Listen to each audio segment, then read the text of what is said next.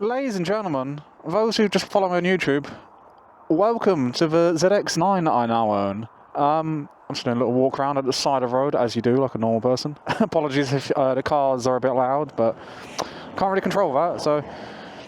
Yeah, those who follow me on Instagram already know I've had this bike maybe 2-3 months now, and yeah, I love it. I really do love it. The red's a bit faded because it's 23 years old. It's got a few scratches here and there, but it's 23 years old. It's brilliant. So, why is ZX9? Well, again, those who follow me on Instagram, please, James96, you're missing a lot of content, like memes and such. I crashed the ZX14, or the ZZR 1400 if you're from England, like myself. I was on the way to work, hit the brakes, and a dodgy like tar patch in the road. It was like ice. So I hit the ice, and whoosh, away we went. And then, while still recovering, so I really hurt my left leg. No broken bones or anything, just really badly gashed. While browsing bikes, thinking, what am I going to get to replace the ZX14? Because all I kept seeing was £3,000 ZX14s, £4,000 ZX14s. ZX9. I've been looking at these bikes before the crash, because this is Kawasaki's last carburetted sports bike, as far as I'm aware. They didn't get much love back in the day because obviously compared to the Fireblade 900, the early ZX9s with the single headlight were way too heavy. They're like 20 kilos heavier than the 900 Fireblade. When this came out, you had the 929 Fireblade, 954, which had fuel injection, bigger CC, more power. And then the Gixxer K1 came out, and the Yamaha R1, obviously 1000cc bikes. Why are you going to buy a 900 for? That's the mentality, sadly. People look at numbers and go, well, 1000cc is better, so I'm going to get that. So the prices on these have always stayed quite low, and they're still 144 horsepower to the crank. 130 to the wheel, I'm hoping. I've got this booked in for a dyno. You'll be seeing the results of that hopefully later in this video, because obviously I'll be on the way home by then, and this will be edited by then. Yes, the prices have always stayed low on these, because no one really wanted a 900 after the 1000s came out. And I love it. It's carburetted. It's my first carbed bike. And so far it's been fine. I've had about 1,000 miles, a few months. I always use Shell 99 octane. When I'm letting it sit for about a week or whatever, I'll drain the carbs. This has got a manual vacuum-operated petcock, so you just set it to off and just run it till the carbs run dry, and happy days. You don't get gunk in your carbs, so that's been working nicely. And yeah, the previous owner before me had this for 13 years, and sadly had to sell this because he had a stroke, I think, in circa 2022. 2023 started. He lost all feeling in his left-hand side. He started feeling better. Got this all prepared. He took it to the shop, spent over £600 getting new tyres, new brake pads, the calipers rebuilt, the carbs cleaned. Rode it a few times to the shops and went, no, it's not for me. Sat for another year, and then 2025 it got a fresh MOT and onto Facebook Marketplace. And yeah, Facebook Marketplace buy. Look at that. Again, it's got a few imperfections here and there, but overall, I am chuffed. I'm loving this bike. It's far too nice for me. I'm used to bikes with like 7-8 owners and just being utterly shagged. I'm the 4th owner on this. First owner had it for 6 years, I believe. The second owner had it for like 2, I guess. And then the third owner had it for 13. And it's been a garage queen. It's been a princess. It's had a valve check every 5,000 miles, like in receipts. It's had spark plugs done every 5,000. It's had oil changes every 3,000. It's a princess, this bike, and I'm trying to keep it that way. I don't own a garage, so I'm sorry. I'm trying my best. I'll run you through the mods I've done and the previous owner has done, or previous owners have done. I've added these power bronze headlight covers. I think they really, really suit the bike, because obviously you've got the black upper, red lower. The flush mount indicators the previous owner did. The previous owner also did the RNG sliders. He did a 525 chain conversion, so these come standard 530 chains, so 525 is a little bit lighter, a little bit nicer. The previous owner also did a titanium castle nut on the sprocket, aluminium rear sprocket with a plus 2 teeth in the back for a bit more acceleration. It's got a pyramid rear hugger, a pyramid under tray. It's got RNG bobbins, which I've added because it's got the RNG crash sliders, so I thought I'd match it. Hey, I think it's the best. I put a nice good old China quality seat cowl. I've did my best job spray painting it. I'm sorry if it's not perfect. It's very close. A little bit of foam so it doesn't get scuffed up when I tuck in. Going to the other side, it had a Beowulf stainless exhaust. I've put this Scorpion titanium one on. It's got a small dink on it. If you stare really hard, you can see it. I can see it, but you probably won't. I hope you can't. With the rear pillion peg delete, I still have the pillion pegs at home, obviously. And then performance mod wise, apart from that, if you want to count the exhaust as a performance mod, I've done a +4 timing advance, which should net me about an extra 2 horsepower. We'll see on the dyno. Again, I'm booked in for Steve Jordan for 3 o'clock. It is ETA me 2:45, so I'm hanging around. I thought I'd do this video while I'm hanging around. Sorry, speaking of performance as well, yeah, I've changed from the 6-pot front Tokico calipers to 4 pots from SRAD 600. I had to do the change because I changed the levers. It had China stubby levers on, which I hate with a passion. I hate stubby levers. I'm sorry if you love them. I hate them. I put these OEM-looking long levers on, and the bump here, the lever, was a bit too long, so it was constantly holding a bit of brake force in the calipers. I didn't notice it at the time, obviously, and it basically just cooked for brakes. And where they got so hot, it ruined the seals. So it was about 40 quid for a new seal kit, or these calipers came up for 60 quid. Gave them a bit of a clean, and yeah, lovely. Sold the old calipers for 60 quid because, you know, the seals are broke, and yeah, paid 0 for them basically. Win-win. The previous owner also did the Hell braided lines. I think they're Hell. Oh no, my bad. They're Goodridge. Again, still a good brand. So the brakes are really nice. The brakes are really snappy, which is good. We like snappy brakes. Oh, sorry, cars. Just, yeah, keep going by. Cool. So performance-wise, it stops better. It should go a bit better, and it runs a dream. Speaking of, let's fire up. Again, I'm due in for 3, so I'm a bit ahead of schedule. I don't want to be too early. She is nice and warm. I've only pulled over like 5 minutes ago to start recording, so let's fire up.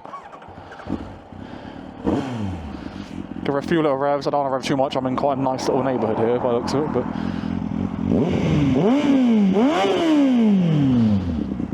sounds good. Sounds good. Even with a long can. Every ZX9 owner I've seen has tiny little bean cans, and I hate them with a passion. I'm sorry. Long can looks good. I've also got the classic 90s stealth lights, so I can turn the lights completely off. I tend to run them on running, so I've got... It's not Cobra went by. Probably a Rick kit car, but still cool. I think that looks cool. With the center side light, the tinted out fronts. Obviously, these are just Velcroed on. I can't pull them off, like put my backpack under the seat.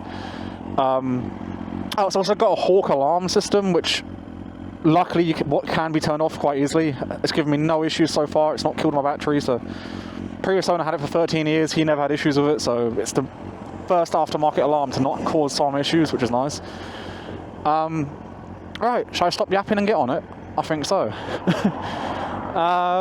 So yeah, why is ZX9 apart from all the other reasons of just Cowie's last card bike and just being cheap? Well, again, I'm hoping for about 130 horsepower to that rear wheel when I get dynoed.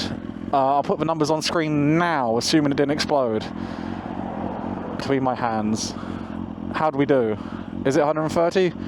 If so, I'll be a very happy man. 130 is what OEM V's make to the wheel. Obviously, I've done those performance mods. I'm hoping for a little bit more, but 130 means it's making the power it did 23 years ago, so I call that a win.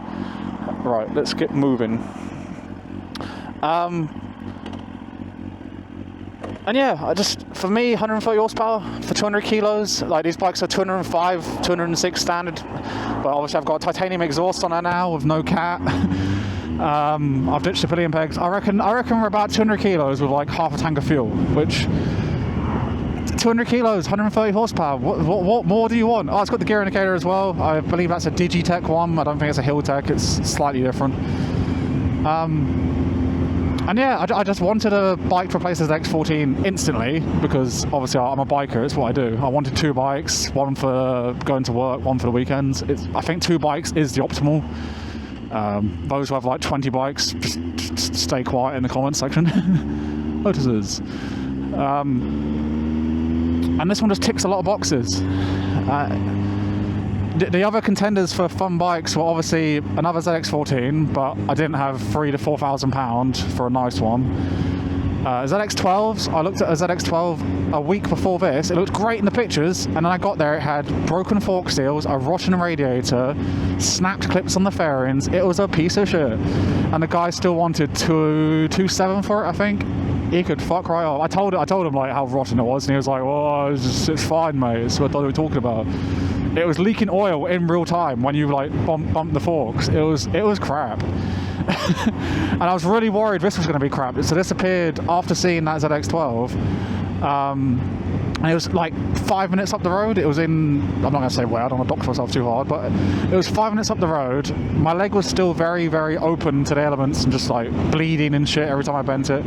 So my manager at work said, "I'll take you there, go see it," because he lives locally. And yeah, it matched the pictures perfectly. I didn't haggle. I paid the full asking price, which was £2,400. Again, that is a steal for a late gen ZX9, the one with the twin headlights. This is an E model, which, according to the ZX9 guys, the E model is the best. It has the lightest, lightest camshaft. Because the later F version, the final version, the F, that went for a heavier camshaft and lighter flywheel, which didn't quite work as well, apparently. Again, I'm just quoting ZX9 guys, don't kill me in the comments. But it also has different carbs to all the other ZX9s. It has CVKRD carbs, which apparently are a bit more aggressive. Again, I'm just quoting what people have said to me. Apparently I've done very well with the ZX9E, which is the 2001 to 2000 to 2002 models. 2003, 2004 is the ZX9F, which is the final version. Sorry, bike. That was an awful change. I'm going in fourth. Fuck it. I'm not logging in sixth. She can do it, but my god. Anyway, all right. Oh god, the crunch. I will look after this bike, I promise.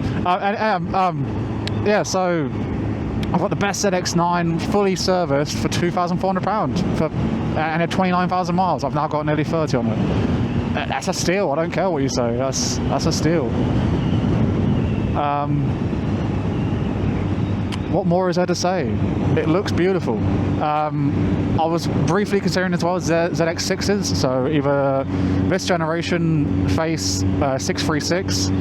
So briefly before we went to the really angry looking one, which I'll put a picture on screen, I don't know what you call it, just the very angry ZX6.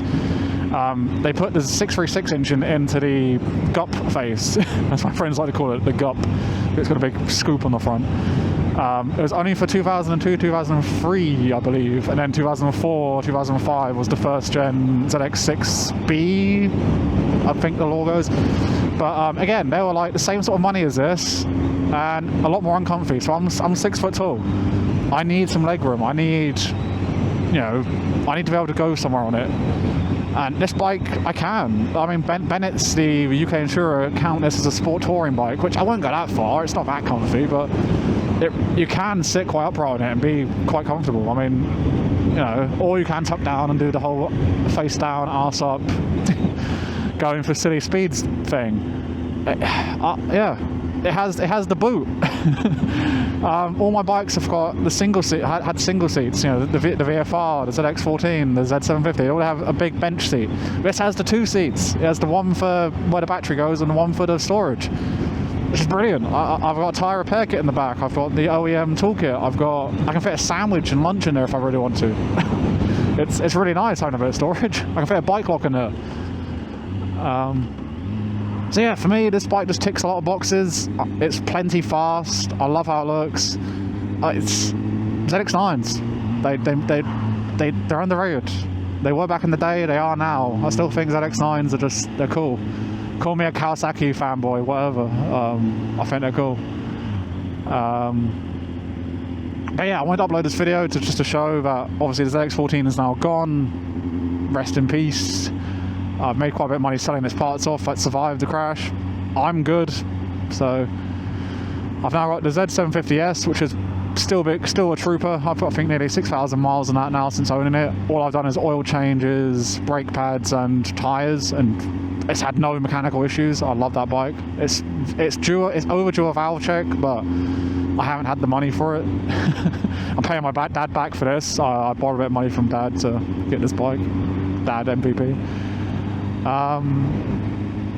And yeah, ZX9, my first carved bike. It's been headache free. I'm sure I'll regret it at some point. I'm sure at some point the carb seals will go wrong or it won't start for some reason, but as of right now, this bike has given me no issues. I love it, and I want to keep it in pristine condition, so it will be doing oil changes every 3,000 to 5,000. It'll be getting valve checks every 10,000.